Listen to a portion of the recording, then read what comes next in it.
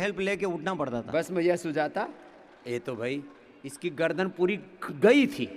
हाँ, फिर हमारे वहाँ के एक डॉक्टर साहब है, उन्होंने मुझे आपके लिए कहा कि आप योग ग्राम चले जाओ। अनुलोम विलोम। 2010 में मैं आपके चरणों में आया था और 2010 में मैंने योग यहाँ से सीखा। ये भूना मनासन करती है। स्वामी जी 2010 में दिखा तो दो बेचारी को। या पता नहीं आस्था वाले का एडिटिंग वाला कहीं मुंह नहीं चला गया लगता है। हाँ चल छोड़ो। 2010 में मैं यहाँ आया था योगग्राम में और आपसे योग सीखा और सारी चीज़ सीख के मैंने प्राणायाम योगासन वगैरह सारे व्यवस्थित किए और उपचार लिया। तो मैं 4 महीने मेरे हाथ जो टेढ़े हो गए थे, वो अंगुलियाँ टेढ़ी हो गई थी, वो सीधी हो गई और मुझे मतलब आज दिन तक मैंने योग छोड़ा नहीं है सर। टेढ़ी हो गई थी? हाँ टेढ़ी हो गई, ऐसी चली गई सर, ये ऐसी चली गई सर। हे राम। योग के क्षेत्र में आपने विश्व को, मानवता को जो आपने एक अप्रतिम ऊंचाइयां दी है साहब। मैं ये कह सकता हूं कि भगवान राम और भगवान कृष्ण ने इंसान के रूप में जन्म लेकर इस मानव जाति का भला किया है। इसी प्रकार से स्वामी रामदेव जी एक भगवान के रूप में हमारे बीच में जन्म लिया है और संपूर्ण विश्व के लिए एक आरोग्यता प्रदान कर रहे हैं। और योगग्राम और निरामय में लाखों व्यक्तियों को जिंदगी संवर रही है, लाखों बीमारों की जिंदगी संवर रही है। मैं आपको कोटि कोटि प्रणाम करता हूं और मैं सभी से निवेदन यही करूंगा कि आप भी योग को जीवन में अपना लें तो भयंकर से भयंकर बीमारी और असाध्य बीमारी पता ही नहीं चलेगा कैसे ठीक हो गई। हाँ अब देखो, अरे मैया तो चारों तरफ से ऐसे कर रही है जैसे कोई छोटी गुड़िया हो। सुजाता लो, डॉक्टर बोल रहा था तो बाथरूम तक चली गई तो बहुत अच्छा है। ये तो भू नमन आसन, हनुमान आसन। बाबा ये बोलते थे आपकी वजह से मैं बाबा के पास गया, बाबा से बहुत प्राण है, आपको नहीं है तो भी आपकी वजह से गया। मैं स्टेज के ऊपर गया, ऐसे कालर चलाते थे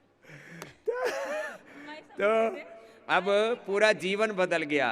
तो ये तेलंगाना से, आंध्रा से, कर्नाटक से, तमिलनाडु, केरल से, पहले दक्षिण भारत में लोग आयुर्वेदा पंचकर्मा के लिए जाते थे, आज दक्षिण भारत उत्तर भारत में आ रहा है पतंजलि में। हाँ। सारी भाषाएं की दूरी, प्रांतों की दूरी सब दूर हो गई, पूरी दुनिया आ रही है। तूने क्या ठीक किया मैया? मेरा नाम श्यामल देशमुख है, मैं महाराष्ट्र से औरंगाबाद से आई हूँ।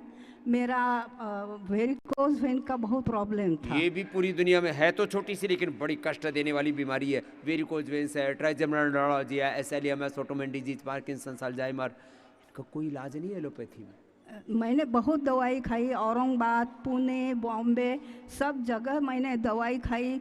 फिर मेरा ऑपरेशन हुआ मुंबई में एमजीएम में, तो 1 साल ठीक रहा, लेकिन बाद में पूरा पैर सब दुखने लगा, बीमारी बढ़ती जा रही थी। फिर मैंने 2 महीने से योगा शुरू कर दिया और यहाँ आ गई। मेरी बेटी पूछ रही थी मैं तुमको घर में एसी लगा दूँ क्या, तो मैंने बोला नहीं, मेरे को एसी नहीं लगाना है, मेरे को सिर्फ रामदेव बाबा के यहाँ जाना है। और ये करके एसी नहीं लगाना, पहले एसी में और वेरिकोज वेन्स पड़ेगा, पहले तन को ठीक कर लूँ। अपने हेल्थ पर इन्वेस्ट करो, जो मैंने बोला ना, एसी में इन्वेस्ट नहीं किया इसने, इन्वेस्टमेंट नहीं तो वेस्ट है। तो अब कैसा है? अब मेरा 80% तो ठीक है साहब। मैं पहले काठी लेके यानी लकड़ी लेके चलती थी, अब आप लोग देख रहे हैं कि मैं कैसे आ गई। आगे इधर आके आ, उधर माइक दे, उधर माइक दे स्वामी जी को। इधर चल के आ रही है। अरे लकड़ी के बिना बढ़िया चल रही है, टुकुर टुकुर भैया, बड़ी राजी हो रही है। क्या नाम बताया? श्यामल। जाओ देशमुख भैया, इसके देशमुख पे मुख पे आभा आ गई है। अब इसको कंटिन्यू करना, प्राणायाम भी, खान पान भी, और यहाँ लीच और ये सब लेप लपेट बताए ना, उसको भी घर पे करना, औषधि भी पूरी लेना, खान पान पे ध्यान रखना, परहेज भी जरूरी है। एक बार भी गड़बड़ी नहीं।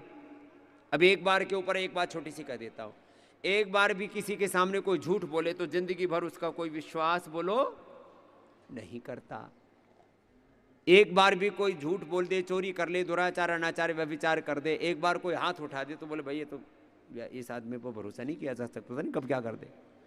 ऐसे एक बार भी तुमने जो परहेज करना उसको तोड़ा तो उसको फिर भोगना पड़ता है बहुत लंबे समय तक, कम से कम कई बार तो जिंदगी भर, और कम से कम एक बार की गलती 40 दिन भोगनी पड़ती है। अब वेरिकोज वेन से दर्द है, खा ले खटाई, 40 दिन भोगना पड़ेगा। एक बार लीवर की गड़बड़ है, आपने एक बार किडनी की गड़बड़ है, लीवर की, किडनी की और तमाम तरह की बीमारी, वेरिकोज वेन्स है, जो खान पान है एक बार गड़बड़ी करोगे तो 40 दिन तक उसका दुष्प्रभाव भोगना पड़ेगा, इसलिए गड़बड़ी मत करना। जी भाई साहब। ओम स्वामी जी, कहने को तो मेरी बीमारी नहीं लगती, लेकिन मेरे लिए इसी बीमारी की मैं अंदर क्या बीमारी? घुट के मर रहा था। घुट के मर रहा था? सर्दी में मेरी आवाज बिल्कुल चली जाती थी। थोड़ा बहुत अभी भी असर दिख रहा है? जी। पूरी चली जाती? हाँ बिल्कुल, मेरे पास में बैठने वाले को भी आवाज पता नहीं लगता था क्या बोल रहा है। जी। अब क्या हाल है? अब तो ठीक है।